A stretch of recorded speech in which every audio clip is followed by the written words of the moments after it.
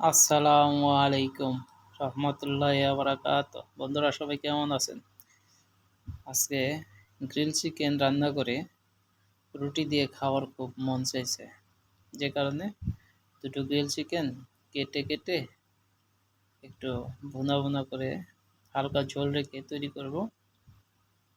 তো একটা অনুরোধ, ভিডিও তৈরি করতে বহুত কষ্ট হয়, আপনারা ভিডিও তৈরি করেন, জানেন সে বিষয়ে।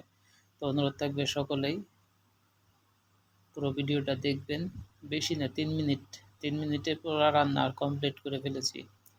খুব সহজ, সমস্ত মশলা দিয়ে দিয়েছি। এটা তো আপনারা সবাই জানেন কি কি মশলা লাগে। চিকেনটাও দিয়ে দিয়েছি। এবার চিকেনটাকে সামান্য একটু কষিয়ে কষিয়ে নেব। আর অবশ্যই কষানোর সময় আপনারা ঢেকে রাখবেন। আমি একা খাবো, কাউকে দেব না, শুধু নিজে খাওয়ার জন্য তৈরি করি। তো আশা রাখি আপনাদের ভালো লাগবে।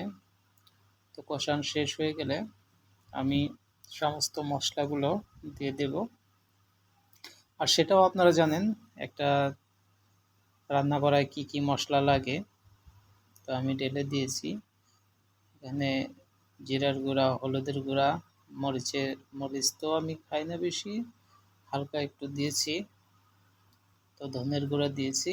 এবার মিক্সড করে সুন্দর করে নাড়াচাড়া দিয়ে, যদি আপনারা ঢেকে রাখতে চান ঢেকতেও পারেন, অথবা একটু নাড়াচাড়া দিয়ে হালকা পানি দিয়ে আপনারা কষিয়ে নিতে পারেন। তো আমি কষিয়ে নিয়েছি। এবার আমি পানি ঢেলে দেব পরিমাণ মতো, যতটুকু প্রয়োজন।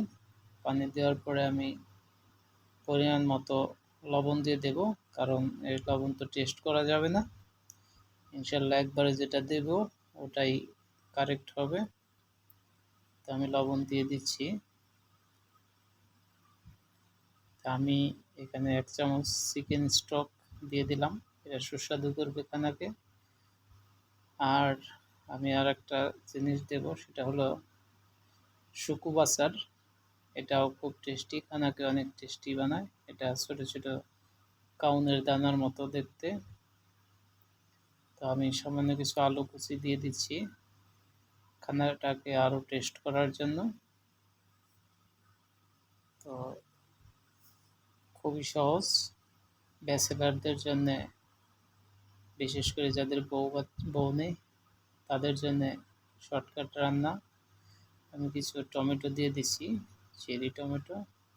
ইনশাল্লাহ ওকে, খানা হয়ে গেছে বলতেছে। ইনশাল্লাহ সবাইকে ধন্যবাদ পাশে থাকার জন্য।